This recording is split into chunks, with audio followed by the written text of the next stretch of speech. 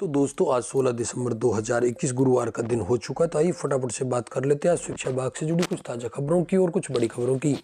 राज्य सरकार नए साल से भर्ती पैटर्न में बदलाव कर सरकारी विभागों में एक ही परीक्षा से भर्ती करने की व्यवस्था लागू करने की तैयारी कर रही है। आपको बता दें, इसके बाद विभागों को कार्मिकों की भर्ती के लिए अलग अलग भर्ती परीक्षाएं करवाने की आवश्यकता नहीं होगी।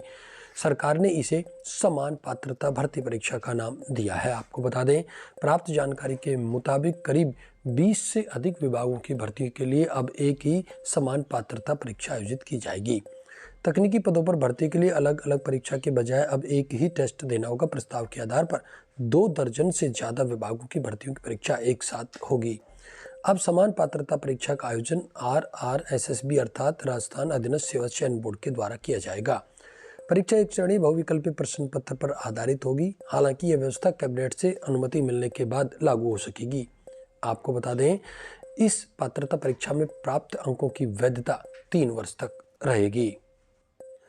प्रदेश कांग्रेस कमेटी में बुधवार से मंत्रियों की जनसुनवाई शुरू हुई। पहले दिन शिक्षा मंत्री बीडी कल्ला और सुखराम बिश्नोई ने शिकायत और प्रार्थना पत्रों पर सुनवाई की। आपको बता दें, सबसे ज्यादा मामले शिक्षा विभाग में तबादलों को लेकर आए। महिला टीचर्स के परिजनों की सबसे ज्यादा यह शिकायत रही कि शिक्षिका का तबादला जिला मुख्यालय से 100 से 150 किलोमीटर दूर हटा कर दिया गया है, जबकि वहां से उन्हें हटाया जाए। इसी को लेकर शिक्षा मंत्री ने कहा कि अब नई तबादला नीति जल्दी होने वाली है और नए तबादले नई शिक्षा नीति के मुताबिक ही किए जाएंगे।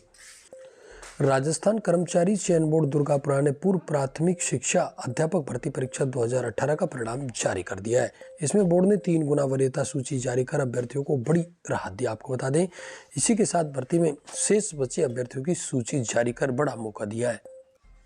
मुख्यमंत्री अशोक गहलोत सरकार ने संविदा कर्मियों के लिए अलग से सेवा नियम बनाने का फैसला किया। इसका करीब 80,000 से ज्यादा संविदा कर्मियों को फायदा मिल सकेगा।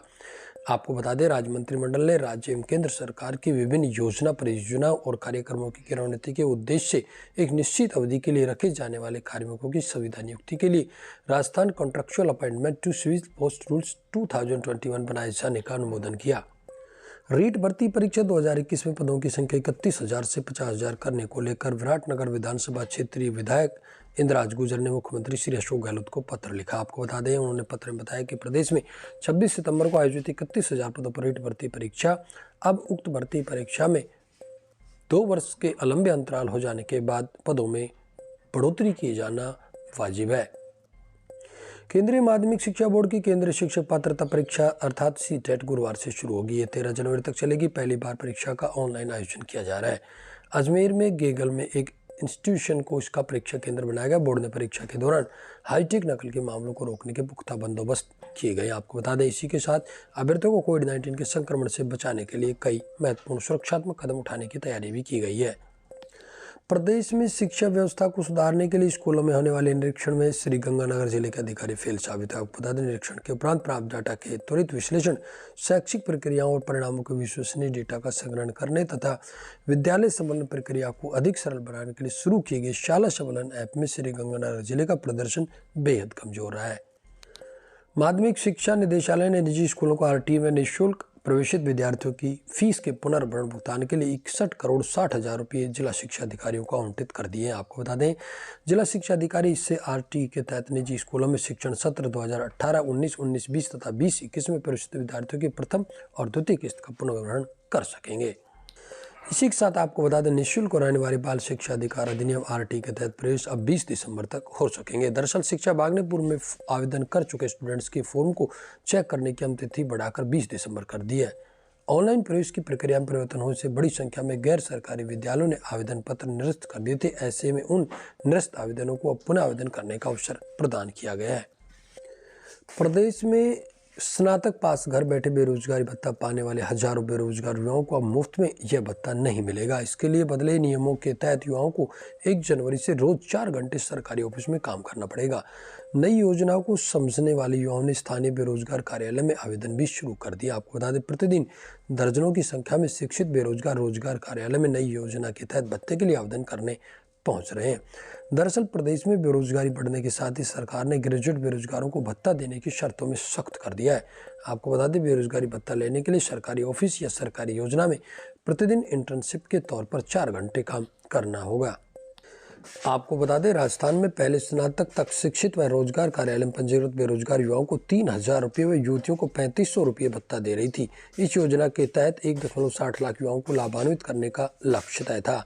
इसे अब बढ़ाकर 2 लाख युवाओं को भत्ता देने का लक्ष्य तय किया गया है। साथ ही अब सरकारी कार्यालयों में 4 घंटे तक रोजाना इंटर्नशिप के करने वाले पुरुषों को 4,000 रुपये तथा महिलाओं को 4,500 रुपये भत्ता देने का निर्णय राजस्थान सरकार ने मुख्यमंत्री युवा संबल योजना 2021 के तहत किया है।